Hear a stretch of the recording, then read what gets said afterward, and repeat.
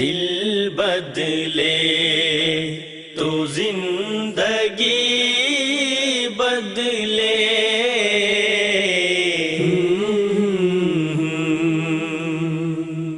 بسم اللہ الرحمن الرحیم. السلام علیکم ورحمۃ اللہ وبرکاتہ. دل بدلے تو زندگی بدلے کی ایک اور مجلس کے ساتھ آپ کے سامنے میں ہوں فائزہ خان، اور میرے ساتھ موجود ہیں زہرا منصور، ارم رزاق، اور میری دائیں جانب ہیں فائزہ اشرف اور رفت عدیل. الحمدللہ اللہ تعالیٰ کا احسان ہے کہ اس نے ہمیں ایک بار پھر موقع دیا کہ ہم آج ایک بار پھر استاذہ نگہت ہاشمی کی مجلس میں حاضر ہوئے ہیں تاکہ کچھ علم کے موتی چنے جا سکیں، کچھ اپنے رویوں کے بارے میں سیکھا جا سکے. ہم دل کی تبدیلی کے لیے یہاں اکٹھے ہوتے ہیں اور اللہ رب العزت سے دعا گو ہے کہ وہ ہمیں ان رویوں کو سیکھنے میں ہماری مدد کریں اور ہم ویسے بن جائیں جیسے اس کو پسند آ جائیں. ہوپ، امید کس کو نہیں چاہیے؟ ہر کوئی امید رکھنا چاہتا ہے، ہر کوئی امید باندھنا چاہتا ہے. انسان سے اگر امید کا رشتہ ٹوٹ جائے تو نا امیدی اسے گھیرے میں لے لیتی ہے، اور نا امیدی تو کفر ہے، اور نا امیدی موت کی طرف لے جاتی ہے. استاذہ، ہم جس بارے میں آپ سے رہنمائی چاہتے ہیں وہ یہ ہے کہ آپ ہمیں امید کی حقیقت سمجھائیں. اسلام میں امید کی حقیقت کیا ہے، اور کس طرح سے، اور کون سی امیدیں ہیں جو جائز ہیں، اور امید کس سے باندھنی چاہیے؟ فائزہ، امید کا موضوع ایسا ہے، امید کا معاملہ ایسا ہے جو زندگی میں بے حد اہمیت کا حامل ہے. یوں لگتا ہے کہ انسان امیدوں کے سہارے چلتا ہے، اور جہاں بھی نا امیدی آئے انسان کی زندگی رک جاتی ہے. اسی وجہ سے نا امیدی کو کفر کہا گیا. اگر ہم پیچھے جا کے دیکھیں تو ابلیس اللہ کی رحمت سے نا امید ہی تو ہوا تھا. تو امید کیا ہے، دین میں اس کی کیا حیثیت ہے؟ امید دراصل اللہ تعالیٰ کی رحمت سے باندھی جاتی ہے. اللہ تعالیٰ کے ثواب کی امید، اس کے اجر کی امید، اس کے فضل کی امید، اس کی نعمتوں کے شعور کے ساتھ. اب دیکھیں، جب بھی آپ امید باندھنا چاہتے ہیں پیچھے کوئی تعلق چاہیے. پچھلے تعلق کے بغیر انسان امید کیسے باندھ سکتا ہے؟ جہاں بے تعلقی ہوگی وہاں امید نہیں ہوگی. اس لیے اللہ تعالیٰ سے جو شخص امید باندھنا چاہتا ہے وہ اللہ تعالیٰ کے سابقہ انعام کو یاد کرے کہ پہلے اللہ تعالیٰ نے مجھ پر کیا کیا انعامات کر رکھے، اس کی میری ذات پر کیا کیا رحمتیں. اس یاد کے ساتھ انسان امید باندھنے کے قابل ہوتا ہے. پھر اسی طرح سے اللہ تعالیٰ کی رحمتیں جو اپنے آپ پر ہیں، جو رحمتیں اس کی مختلف قوموں پر رہیں، مختلف انسانوں پر رہیں، پھر اپنے قریبی خاندان کے افراد کو دیکھیں، ان رحمتوں کی وجہ سے انسان امید باندھنے کی پوزیشن میں آتا ہے. پھر اسی طرح سے اللہ تعالیٰ عمل کی جزا دیتے ہیں. اللہ تعالیٰ نے کیسے امید باندھنی سکھائی ہے کہ جو لوگ اللہ کی راہ میں خرچ کرتے ہیں ان کے خرچ کی مثال یوں ہے جیسے ایک دانے سے 7 بالیاں اگیں اور ہر بالی پہ 100 دانے، یعنی ایک دو گے تو 700 درجے مل سکتا ہے، 700 گنا بھی ہو سکتا ہے. تو اللہ تعالیٰ کس طرح سے گریجولی امید بندھواتے ہیں کہ تم دیکھتے ہو اللہ کے فضل کو. بیج وہ جو زمین میں بویا جاتا ہے، اس بیج سے کیا تم پودا نکلتے دیکھتے ہو؟ اس پودے پر تم گندم کے دانے نکلتے ہوئے دیکھتے ہو؟ ایک دانہ کتنے دانوں میں بدل جاتا ہے. اسی طرح سے ایک عمل کی جزا کا معاملہ ہے. تو اپنی عام زندگی کی مثالوں پر غور و فکر کرنے سے انسان کی امید بنتی ہے، اور اللہ کے انعام کی وجہ سے، اس کے فضل کی وجہ سے، اس کی رحمت کی وجہ سے، اور سابقہ جو انعامات ہیں ان کی وجہ سے انسان امید باندھنے کی پوزیشن میں آتا ہے۔ یہ 4 بنیادی چیزیں ہیں جو امید باندھنے کے لیے ضروری ہیں۔ استاذہ، کیا جیسے ہمارا کچھ رویہ ایسے ہوتا ہے کہ ہم سارے کام اللہ تعالیٰ کی نافرمانی کے ہم کرتے رہتے ہیں اور پھر ہم کہتے ہیں اللہ تعالیٰ غفور الرحیم ہے، وہ تو بخش دے گا، کیا اس طرح کی امیدیں بھی ہمیں لگا لینی چاہیے؟ آپ نے بڑی اہم بات پوچھی ہے۔ امید کے حوالے سے یہ معاملہ ہے امید اور تمنا کا، یعنی جھوٹی اور سچی امید، کیونکہ امید 2 طرح کی ہوتی ہے۔ ایک وہ امید ہے جو محمود ہے، پسندیدہ ہے، اور دوسری وہ امید ہے جو مذموم ہے، ناپسندیدہ۔ اب دیکھیے کہ آپ اللہ تعالیٰ سے امید باندھنا چاہتے ہیں، پیچھے آپ نے کیا کیا ہے۔ اب جو شخص گناہ کرتا ہے اور امید باندھتا ہے تو وہ امید باندھنے میں سچا نہیں ہے، یہ تمنائیں ہیں۔ اللہ تعالیٰ نے قرآن حکیم میں اس کی حقیقت کو واضح کیا ہے۔ لَيْسَ بِأَمَانِيِّكُمْ، نہ تمہاری امیدوں پر معاملہ موقوف ہے، نہ اہل کتاب کی امیدوں پر، ان کی تمناؤں پر۔ تو تمنائیں اس میدان میں کام نہیں کرتی، کیونکہ اللہ تعالیٰ نے اپنی رحمت سے امید باندھنے والوں کے بارے میں کہا ہے کہ وہ لوگ جو ایمان لائے، جنہوں نے اللہ کی راہ میں ہجرت کی، وہی اللہ کی رحمت سے امید باندھتے ہیں۔ اولئک یرجون رحمت اللہ، کہ وہ اللہ کی رحمت سے امید باندھتے ہیں۔ تو جو گناہ کرتا ہے اور یہ کہہ کر اپنے آپ کو تسلی دیتا ہے کہ اللہ غفور و رحیم ہے، اور گناہ چھوڑنے کا ارادہ بھی نہیں کرتا، گناہ پر پشیمان بھی نہیں ہے، اس پر توبہ بھی نہیں کرتا، تو یہ اس کی تمنا تو ہو سکتی ہے لیکن سچی امید نہیں۔ اس کا مطلب ہے کہ اللہ تعالیٰ سے امید باندھنے کے لیے پہلے اپنا رویہ ہمیں درست کرنا ہوگا، پھر اللہ تعالیٰ سے امید اچھی باندھنی ہے، توبہ کرنی ہوگی پہلے۔ اگر خطا کار ہیں تو توبہ کرنی ہوگی، اور اگر کسی عام معاملے میں اللہ تعالیٰ کی رحمت سے امید باندھنا چاہتے ہیں تو کم از کم رخ تو رب کی طرف کرنا ہوگا، یعنی سیدھے راستے پہ چلیں گے، اللہ کی اطاعت کے کام کریں گے تو ایک طرف امید ہوگی، دوسری طرف خوف بھی۔ تو ایمان امید اور خوف کے بین بین ہے، یعنی انسان کو خوف بھی ہوتا ہے، اللہ کے عذاب کا ڈر بھی، اور دوسری طرف اس کی رحمت کی امید بھی۔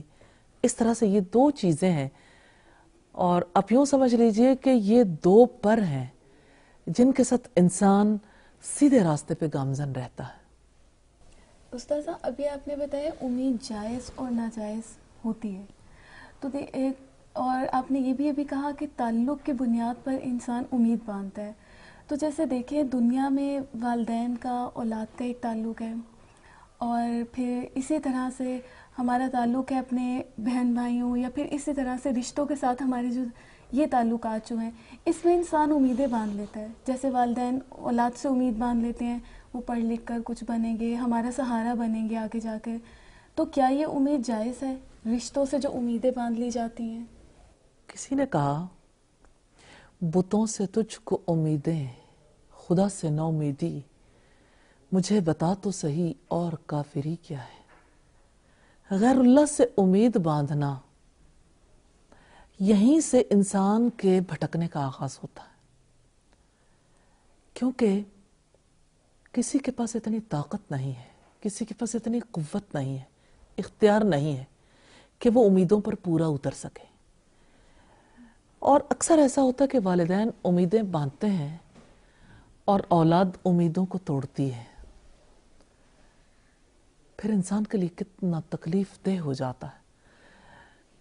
یہ ضمناً میں نے اس لیے سامنے رکھ دیا کہ عمومی طور پر ہوتا ایسے ہے، ورنہ اگر امیدوں پہ کوئی پورا بھی اترے تب بھی امیدیں باندھنا درست نہیں ہے۔ امید کے لیے ایک اور لفظ استعمال ہوتا ہے، توقع۔ توقعات امیدیں باندھنے سے، جب امیدیں پوری نہیں ہوتی تو اس کی وجہ سے شکوے پیدا ہوتے ہیں، شکایات پیدا ہوتی ہیں، زندگی کا رخ بدل جاتا ہے۔ جب انسان توقعات نہیں باندھتا، امیدیں نہیں رکھتا، تو اس کی وجہ سے شکوے بھی نہیں ہوتے، تو زندگی سکھ میں آ جاتی ہے۔ جب توقع ہی اٹھ گئی غالب، کیا کسی کا گلہ کرے کوئی۔ تو امید اللہ سے باندھنی چاہیے، توقع اس سے رکھنی چاہیے، کیونکہ وہ امیدوں پر پورا اتر سکتا ہے۔ استاذ آپ نے کہا کہ امید تو اللہ کی ذات سے باندھنی چاہیے۔ بعض اوقات ایسا ہوتا ہے کہ ہم اللہ کی ذات پر بہت امید رکھتے ہیں کہ ہم الحمدللہ نیک عمل بھی کرتے ہیں اور پھر امید رکھتے ہیں کہ اللہ تعالیٰ ہماری ضرور مدد کرے گا، اور وہ کبھی ایسا بھی پاسبل ہوتا ہے کہ مدد نہیں بھی ہوتی، تو یہ امید پھر ٹوٹتی بھی محسوس ہوتی ہے۔ تو اس کے بارے میں آپ کچھ وضاحت کریں گے؟ آپ نے اچھی جانب توجہ دلائی ہے۔ امید باندھنے والا جب رب سے امید باندھتا ہے تو دراصل اسے امید باندھنے کے ساتھ اعتماد کرنا چاہیے، توکل کرنا چاہیے کہ وہ میرے لیے کافی ہے، جو فیصلہ کرے گا وہ درست ہوگا۔ صحیح۔ جب ایک انسان یہ چاہے کہ جو میری چاہت ہے وہی پوری ہو جائے ہر حالت میں، تو اس کا مطلب یہ ہے کہ وہ زندگی میں اپنی رضا چاہتا ہے، اپنی مرضی سے زندگی گزارنا چاہتا ہے، اور یہ سمجھتا ہے کہ جیسے میں نے چاہا اسی طرح سے سارے امور انجام پائیں گے تو اسی میں بہتری اور اسی میں خیر ہوگی، جبکہ حالات اس کے برعکس بھی ہو سکتے ہیں کہ ہو سکتا ہے کہ ایک چیز کے بارے میں اللہ تعالیٰ سے امید باندھی اور وہ چیز انسان کے حق میں مفید نہیں ہے، تو اب جب امید باندھی ہے اور اللہ تعالیٰ کی طرف سے وہ امید پوری نہیں ہوئی، توکل کرنے والا نامراد نہیں رہتا، اللہ کی تقدیر پر یقین کرنے والا نامراد نہیں رہتا، کیونکہ اس کو یہ یقین ہے کہ اللہ جو چاہے کر سکتا ہے، لیکن اس میں میرے لیے یقیناً خیر ہوگی، میرے لیے بہتری ہوگی۔ یہ اللہ تعالیٰ کی ذات پر کامل اعتماد کی وجہ سے ہوتا ہے۔ اب دیکھیے، آپ نے پڑھا ہوگا حضرت موسیٰ اور حضرت خضر کے واقعے میں کہ جب حضرت خضر نے ایک لڑکے کو مار ڈالا تو حضرت موسیٰ نے کہا کہ آپ نے ایک انسان کی ناحق جان لے لی، تو بعد میں جب انہوں نے جواب دیا تو انہوں نے یہی کہا تھا کہ بچے کے والدین نیک تھے اور یہ بچہ بڑا ہوتا تو ان کے لیے اذیت کا باعث ہوتا۔ اولاد تو رحمت ہے، اولاد نعمت ہے، لیکن اولاد انسان کے لیے زحمت بھی بن سکتی ہے، اولاد انسان کے لیے دکھوں اور تکلیفوں کا باعث بھی بن سکتی ہے۔ اس بات کو انسان نہیں سمجھتے، لیکن وہ رب ہے رحمت کرنے والا، 70 ماؤں سے بڑھ کر پیار کرنے والا، اس کے فیصلوں پر یقین رکھنا چاہیے کہ اس کے فیصلوں میں حکمت ہے، وہ غلبہ رکھتا ہے، وہ ہماری مانگیں پوری کر سکتا ہے، لیکن جو مانگ پوری نہیں ہوتی اس کا اجر و ثواب بھی وہ آخرت پر، یعنی اگر دنیا میں وہ پوری نہیں ہوئی تو امید رکھنے کا اجر تو ملے گا جی، اور اگر وہ چیز پوری نہیں ہوئی اس میں ہمارے لیے یقیناً اللہ تعالیٰ نے خیر اور بھلائی رکھی ہوگی، اور اس کی وجہ سے یعنی اس حسن ظن کی وجہ سے جو اپنے رب کے ساتھ باندھا اور اجر ملے گا انسان کو، اور انسان کو اطمینان والی زندگی گزارنے میں ہیلپ ملتی ہے، مدد ملتی ہے۔ اس کے بغیر انسان مطمئن نہیں رہ سکتا، اللہ پر اعتماد کیے بغیر، اس سے امید باندھے بغیر، اور اگر اس کی چاہت پوری نہیں ہوتی تو اس پر صبر کیے بغیر، یعنی اگر اس کی چاہت پوری نہیں ہوئی تو صبر کر لے، اس میں بھی میرے لیے بہتری ہوگی، یقیناً بہتری ہوگی، ہو سکتا ہے ایک کام آج بہتر نہ ہو، آئندہ آنے والے کل میں امید پوری ہو جائے۔ ہم امید باندھتے ہیں ٹائم ڈیوریشن کے ساتھ، اتنے عرصے میں یہ کام پورا ہو جائے، تو اللہ کے یہاں ہر کام کا وقت مقرر ہے، نہ اس سے کوئی چیز آگے ہوتی ہے نہ پیچھے ہوتی ہے، یہی تقدیر پر ایمان ہے۔ استاذہ بعض اوقات ایسا ہوتا ہے جیسے ہم نے ابھی بات کی کہ گناہ کرنے کے بعد اللہ سے امید باندھنا جو ہے وہ تمنا میں آ جاتا ہے، یعنی جھوٹی امید ہے، تو ایسا ہوتا ہے کہ انسان علم رکھنے کے بعد جب وہ گناہ کر لیتا ہے تو وہ ایک گلٹ کے اندر چلا جاتا ہے کہ مجھ سے یہ غلطی ہو گئی ہے، اور وہ اس سچویشن سے اپنے آپ کو باہر نہیں نکال پاتا، یعنی اس لمحے میں وہ عزم بھی کرتا ہے کہ وہ دوبارہ گناہ نہیں کرے گا، لیکن وہ امید کا رشتہ جو ہے نا وہ اللہ سے اس طرح سے بندھ نہیں پاتا، تو اس لمحے میں پھر کیسے وہ امید باندھے اللہ کی ذات سے؟ رب العزت کا فرمان ہے، قُلْ يَا عِبَادِيَ الَّذِينَ أَسْرَفُوا عَلَىٰ أَنفُسِهِمْ، کہہ دو اے میرے بندو جنہوں نے اپنی جانوں پر ظلم کیا ہے، لا تقنطوا من رحمت اللہ، کہ اللہ کی رحمت سے نا امید نہ ہو جاؤ، کہ اللہ تعالیٰ تو سارے گناہ معاف کر دیتا، سمندر کی جھاگ کے برابر بھی ہوں وہ انسانوں کے سارے گناہ معاف کر سکتا ہے۔ نبی صلی اللہ علیہ وسلم کے پاس ایک بوڑھا شخص آیا جس کی کمر جھکی ہوئی تھی، بھووں کے بال بھی سفید تھے، آنکھوں کے اندر گر رہے تھے، داڑھی بھی سفید تھی، لاٹھی ٹیکتے ہوئے آیا اور اس نے کہا کہ اے اللہ کے رسول، میرے گناہ اتنے زیادہ ہیں کہ اگر سب کے درمیان تقسیم کر دیے جائیں سب کو لے ڈوبیں، اس پر کیا میرے لیے معافی کی گنجائش ہو سکتی ہے؟ آپ نے پوچھا کہ کیا آپ نے اسلام قبول کر لیا؟ تو اس نے کلمہ شہادت پڑھا، تو آپ صلی اللہ علیہ وسلم نے فرمایا کہ اسلام لانے والے کے لیے پچھلے سارے گناہ معاف کر دیے جاتے ہیں۔ اس شخص نے کہا اللہ اکبر، یہ دل کا یقین ہے۔ یہ یقین کس بات سے ملا؟ کہ اسلام لانے پر گناہ معاف ہو جاتے ہیں، اللہ سب سے بڑا ہے۔ اب آپ نے جو بات کی کہ ایک شخص علم بھی رکھتا ہے پھر غلطیاں ہو جاتی ہیں، تو آپ دیکھیے کہ اللہ تعالیٰ نے اپنے غفار ہونے کی بات کی ہے تو اسی اعتبار سے کہ وہ گناہوں کی مغفرت کرنے والا ہے، غافر الذنب، گناہوں کا بخش دینے والا، قابل التوب، توبہ کا قبول کرنے والا، یہی یقین ہے جو انسان کو بچاتا ہے۔ تو اس یقین دہانی کے لیے اللہ تعالیٰ کی مغفرت والی آیات کو پڑھنا چاہیے، ایسی احادیث کو پڑھنا چاہیے جس کی وجہ سے اللہ تعالیٰ کی رحمت ہو۔ باقی یہ کہ انسان دنیا میں غلطیاں کرتے ہیں، خطائیں کرتے ہیں، لیکن الحمدللہ اس نے توبہ کا دروازہ کھلا رکھا ہے۔ اور آپ کو یاد ہوگا کہ آدم علیہ السلام اور حضرت حوا کے لیے اللہ تعالیٰ نے پشیمانی پر جو راستہ کھولا تھا وہ توبہ کا راستہ تھا، کہ وہ کلمات سکھا دیے تھے۔ تو ان دونوں کے وہ الفاظ ہمارے لیے کتنی بڑی رہنمائی ہے۔ ربنا ظلمنا انفسنا، اے ہمارے رب، ہم نے اپنی جانوں پر خود ظلم کیا ہے، اگر تو نے ہمیں معاف نہ کیا، ہم پر رحم نہ کیا تو ہم ضرور خسارہ اٹھانے والوں میں سے ہو جائیں گے۔ تو یہ کہ خطائیں انسانوں سے ہوتی ہیں اور رب معاف کرتا، اس لیے رجوع اللہ، حافظ ابن قیم نے کہا انابت اللہ آدھا دین ہے، تو رجوع اللہ کا طریقہ اختیار کریں، اور اس معاملے میں بھی اللہ پر توکل کرنا ضروری ہے، اللہ تعالیٰ پر توکل کریں۔ استاذہ جیسے ہمارے ہاں یہ ہے کہ بہت سے لوگ کہتے ہیں اچھا فلاں کام نہیں ہوا، فلاں جگہ جاؤ، فلاں دربار پہ جاؤ، وہاں جا کے امید بھر آئے گی، یا فلاں دربار پہ جاؤ تو یہ مسئلہ حل ہو جائے گا، تو ایسی امیدیں لگانا وہ کس عمر میں ہوتی ہیں؟ غیر اللہ سے امیدیں باندھنا شرک ہے، یہ غیر اللہ کو معبود بنانے کی بات ہے، صریح شرک ہے۔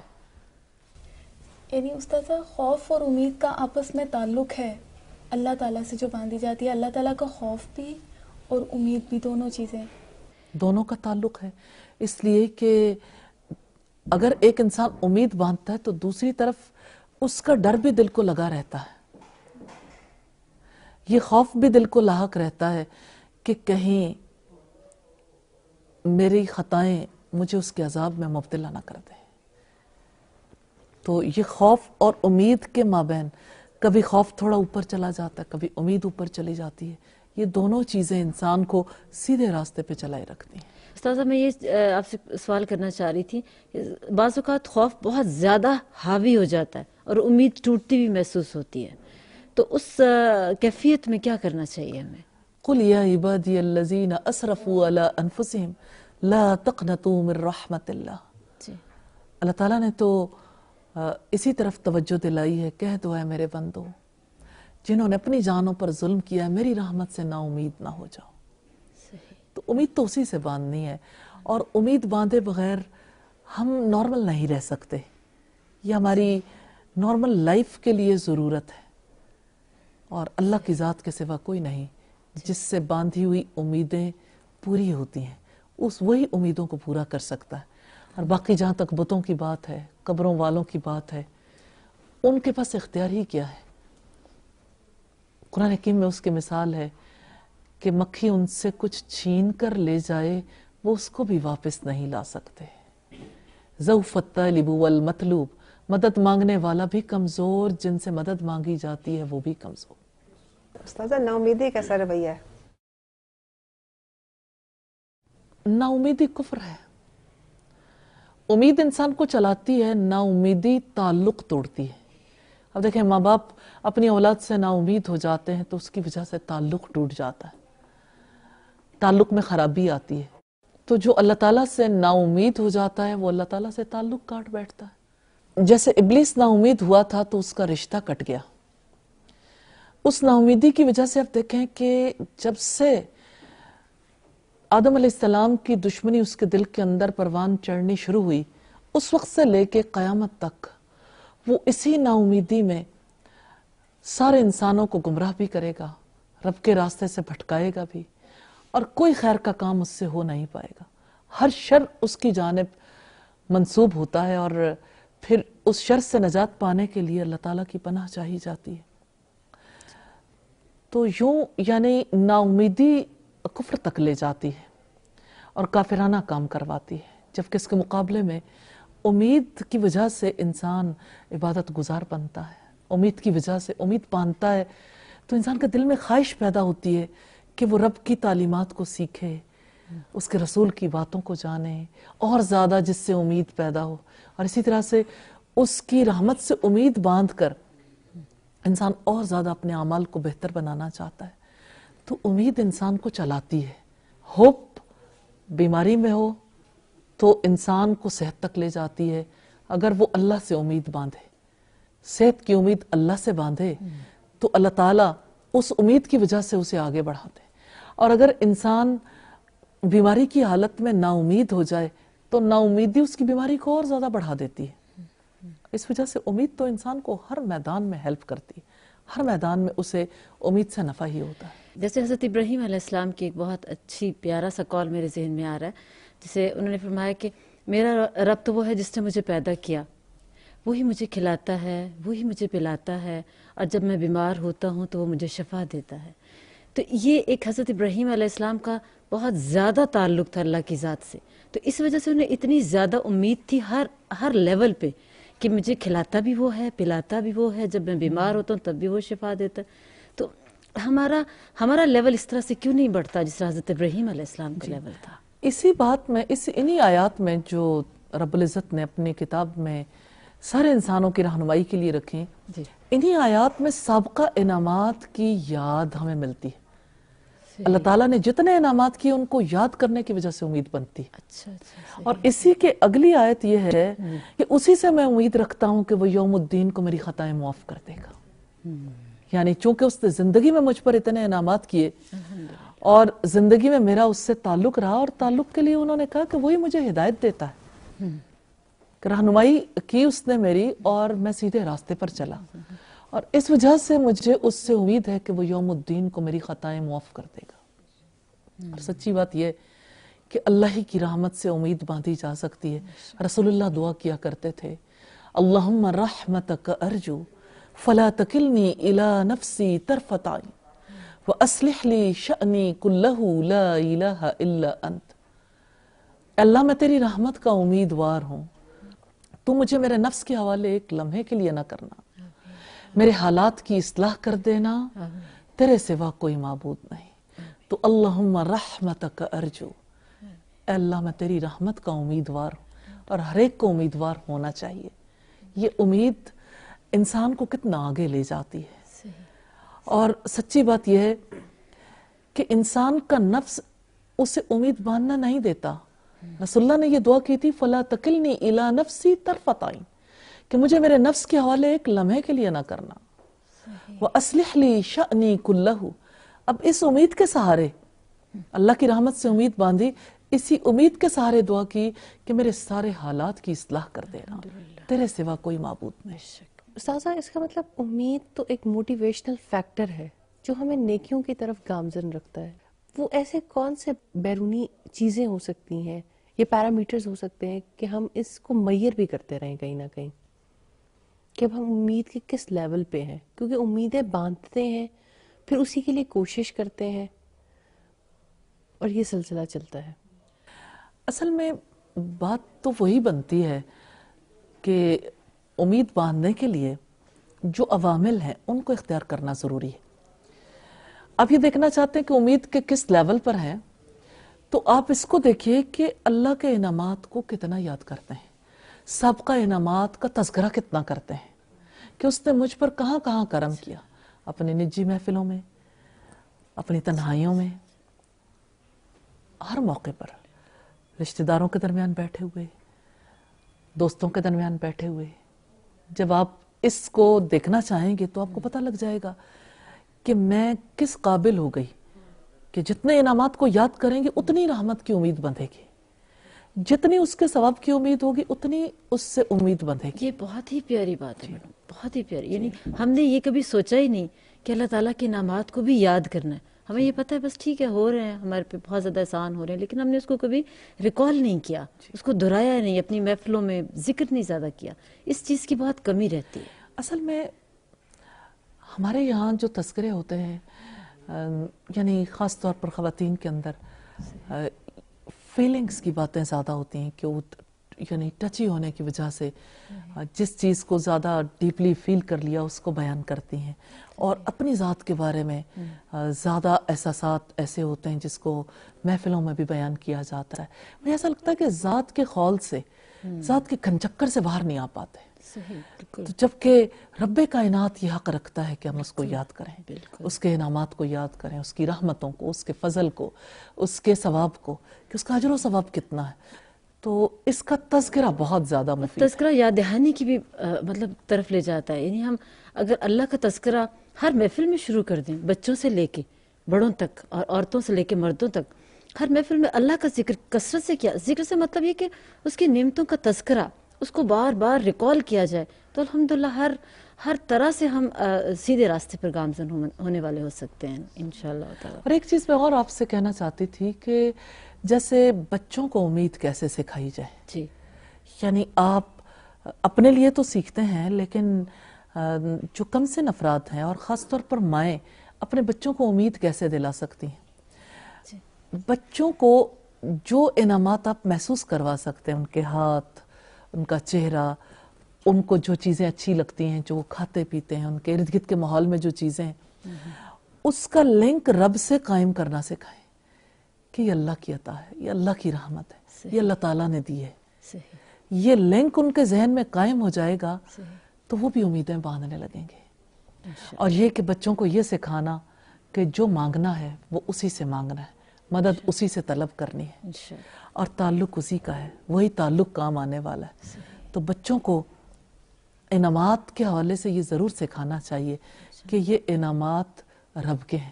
جیسے پہلے ایسا نہیں ہوتا تھا، لیکن اب میں بہت بچوں سے جب پوچھتی ہوں کہ، اور یہ نہیں کہ بہت چھوٹے بچوں سے، یعنی اچھے بھلے بڑے بچوں سے جب میں پوچھتی ہوں کہ آپ کو کس نے پیدا کیا، تو بچے جواب دیتے ہیں ماما نے. یہ مسلمان گھرانے ہیں جہاں پر پیدائش کا تعلق بھی ماں کے ساتھ جوڑ دیا گیا، کیونکہ ماں نے شعور نہیں دلایا، نعمت کا رخ رب کی طرف نہیں موڑا.